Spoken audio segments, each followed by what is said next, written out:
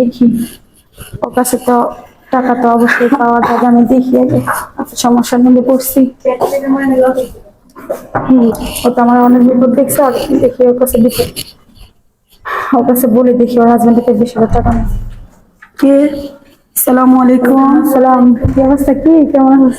আলহামদুলিল্লাহ ভালো আছি। আমার মেয়ে তোকে সালাম দিছিল। ওয়ালাইকুম আসসালাম। কি অবস্থা? আছি, ভালো আছি। দিনকাল কেমন কাটতেছে? এই বাবু আছি। কেমন আছো? আসো ভিতরে এসো। একটা প্রবলেম নিয়ে আসছি তোর এখানে। আচ্ছা, দাঁড়া, আগে আসছোস, বস। আচ্ছা, কি অবস্থা, দিনকাল কেমন কাটতেছে? বেশ একটা ভালো নাই রে, তুই তো জানিসই যে কেন, ভাইয়া এখন কি করে? ও কিছুই করে না এখন। কিছু করে না তো? ওই যে বাচ্চার 2 দিন পরে স্কুলে ভর্তি করবি। হ্যাঁ, এখানে থাকলে তো দেখছি যে ভাইয়া তোদের ভালোই রাখছে। তখন না বললি যে ভালো একটা ব্যবসা করতেছে?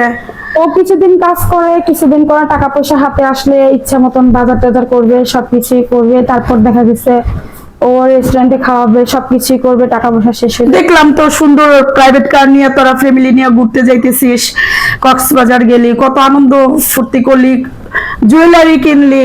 তো এখন ভালো নাই, এখন ভাইয়া কিছু করে না কেন? কিছু করে না কেন? কিছু করা যায় না, ও কয়েকদিন কাজ করে, কয়েকদিন করে না।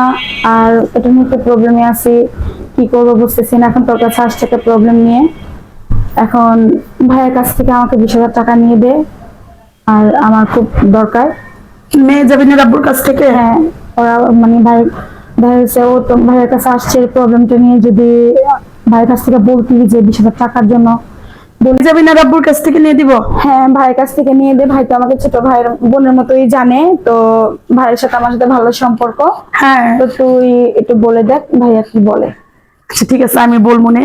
তো আমি না শুনলাম ওর আব্বু খুব খানদানি বংশের ছেলে, তাদের নাকি অনেক জমি জমা, টাকা পয়সা। তো তোর এখন এরকম অবস্থা, মানে আমি এটা বুঝলাম না, এটা একটু যদি কেন, তো খানদান খানদান করেই তো এখন জব করতেছে না। কারণ দেখা গেছে ও এই এই খানদানি বংশ বলে আমাদের বংশে কিছু করে না, কিন্তু এটা করেই ও কি করে 2-4 দিন যেমন ওর মাংস সবকিছু দিয়ে খাবে, আর পুরা মাসে আমার এই বাচ্চাটাকে নিয়ে আমার মনে করো যে ডাল আলু ভর্তা খেয়ে আমার দিনটা। এটা তো কোনো হাজবেন্ডের নীতি না। একটা হাজবেন্ড, তার নিয়ম হচ্ছে মানে আল্লাহ পাক পুরুষদেরকে পাঠাইছে রুজি রোজগার করে ঘরে আনার জন্য, আর স্ত্রী লোককে পাঠাইছে আবাদত করবে এবং তার সংসার বাচ্চা কাচ্চা সামলাবে।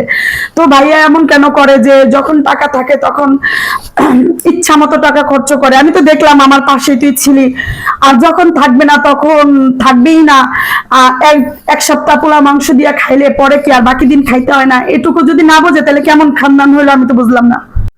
তো আসলে এটা ভাইয়া বুঝে না। আসলে খানদান কোনো ব্যাপার না, খানদান কোনো শব্দ না। শব্দ হয়েছে কি যে আমার স্ত্রীকে, আমার সন্তানদেরকে আমি 3 বেলা মানে এক মুঠ ভাত খাইয়ে কিংবা কাপড় পরাইয়া আমি রাখবো, হেফাজতে রাখবো, যাতে বাইরের কেউ আমার স্ত্রীকে না দেখতে পায়। খানদানের দোহাই দিয়া 1 লাখ টাকা 5 দিনে শেষ করে, তারপর স্ত্রী কষ্ট করে, এটা তো কোনো স্বামীর নীতি হতে পারে না। এখন দেখ, তুই ভাইকে একটু বুঝে বল যে আমার আসলে হাতে সময় নাই, কারণ আমি একটু তাড়ার মধ্যে আছি। তুই একটু যা যা দেখ। আচ্ছা দাঁড়া, আমি তো তোর ভাইয়ার সাথে 2 দিন হয়ে রাগ করছি, কথা বলি না, মেয়েকে ডাকি। আচ্ছা, হাই মেহজাবিন, এদিকে আসো তো। জি তোমার আব্বুকে ঘুমাইতেছে না সজাগ আছে? না, সজাগ আছে। তোমার আব্বুকে যা বলো যে ওই যে আম্মুর বান্ধবী আসছে, আন্টি আন্টি অনেক প্রবলেমে আছে, ওই আন্টিকে 20,000 টাকা দিতে হবে। একটু যাই, তোমার আব্বুকে বলো। আচ্ছা আম্মু, যাচ্ছি। একটু দেখো, ভাইকে বলিস কাজ কোনো ছোট বড় কিছু না, চুরি করা হচ্ছে হারাম, ঠিক আছে? আর যে রিক্সা চালায় খায় সে আরো হালাল টাকা ইনকাম করে খায়।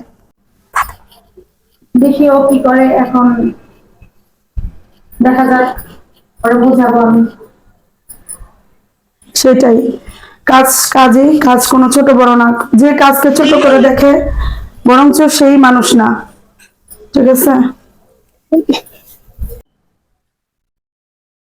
এই নিয়ে তোমার প্রবলেম কোন জায়গায়? তুমি বারবার বোকা নিয়ে তুমি বারবার আমার কানে কানে কথা বলো কিসের জন্য? তোমার আন্টি কি মনে করবে? কানে কানে কথা বলা ভালো নাকি?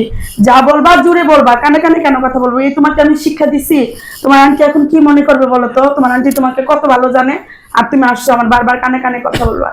কি বলবা? তাড়াতাড়ি জুড়ে বলো, কি বলবা বলো। ওই আব্বু বলছে যে আন্টিকে ঘর থেকে বের করে দিতে, কারণ আন্টি বাট পারে, এর আগেও 2-3 বার টাকা নিয়ে আন্টি টাকা দেয়নি আব্বুকে।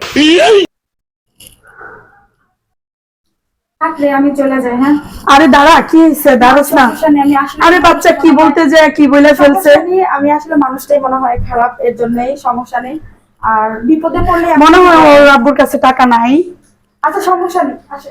দাঁড়া, আরে আরেকদিন আসবো না। হ্যাঁ, সমস্যা নেই, চলে যাই। জুড়ে বলে। তোমাকে তো আমি বলতে নিছিলাম কানে কানে, তুমি তো সরাই দিলা। তো তুমি আমাকে একটা ইশারা দিবা না? এমন একটা কথা তোমার আব্বু বলেই ফেলছে, তুমি এরকম কথাটা জুড়ে বলবা?